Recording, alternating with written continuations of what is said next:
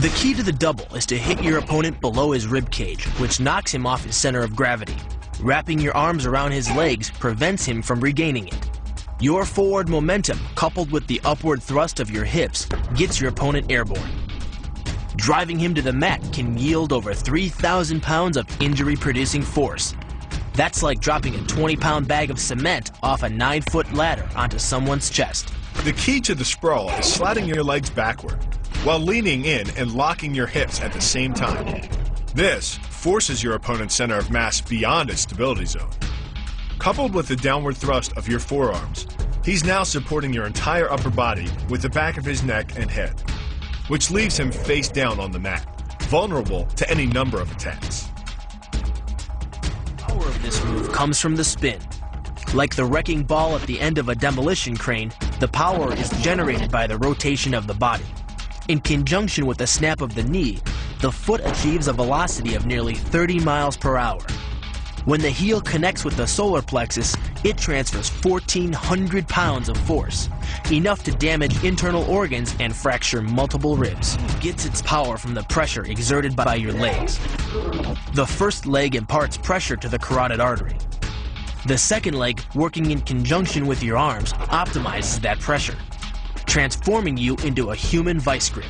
If your opponent doesn't tap out, he'll pass out. Much longer and permanent brain damage can ensue. Is a combination of two levers. While your legs push up on your opponent's neck, your arms apply downward pressure to his trapped wrist. The opposing forces turn the elbow into an ad hoc fulcrum point. The armbar can result in a complete destruction of the elbow's articulating structures. The move is difficult but devastating. There's no opposing object to push against, so all the energy of the move must come from the momentum of the leap and the acceleration of the kick. The snapping motion of the lower leg functions much like a coiled spring. When unleashed, the kick reaches impact speeds of 20 miles per hour and delivers up to 400 pounds of force to the opponent's chest. The key to this synergy of speed and power is punch technique, punch location, and punch frequency. With your elbows tucked in behind your fist, the energy of each punch is maximized. And because the punch is delivered to your opponent's core along a center line, the more directly that force is transmitted to his body. The effect is similar to that of continually slamming a battering ram against a door. No matter how strong, it can only sustain so many blows before it collapses. This kick is all about speed. The further the foot travels, the greater its acceleration, and the more dangerous a weapon it becomes.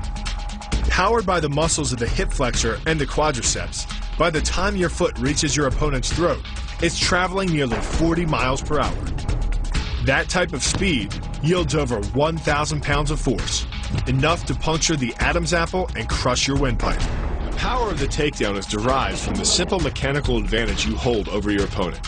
By wrapping up his striking leg at the upper thigh, you've placed your opponent in what's called conditional stability. If he remains stationary, he could technically maintain his balance indefinitely.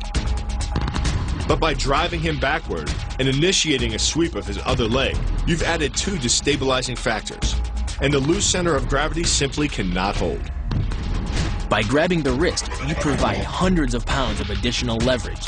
This reduces your opponent's ground weight by half and allows you to more easily knock your opponent off balance. The rotation of the hips then amplifies the power of the leg sweep. Coupled with the wrist grip, you are in complete control of your opponent's body. Leaning back slightly and driving the knee up utilizes the full power of the thigh, and the foot accelerates up to 16 miles an hour in just 1/4 of a second. That's twice the acceleration speed of a Porsche. Coupled with the rotation of the hips, the kick can impart 450 pounds of force upon impact with the ribs.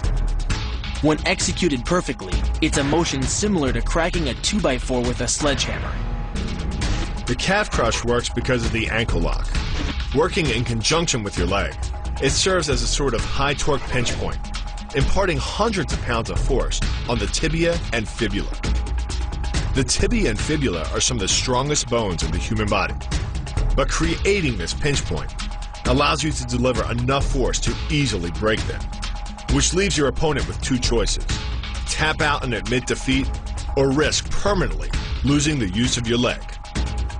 The key to the scissors takedown can be found in the move's name. Throwing your legs around either side of your opponent, one high on the torso, the other just in the crease of the knee, provides you with a lever on either side of his body.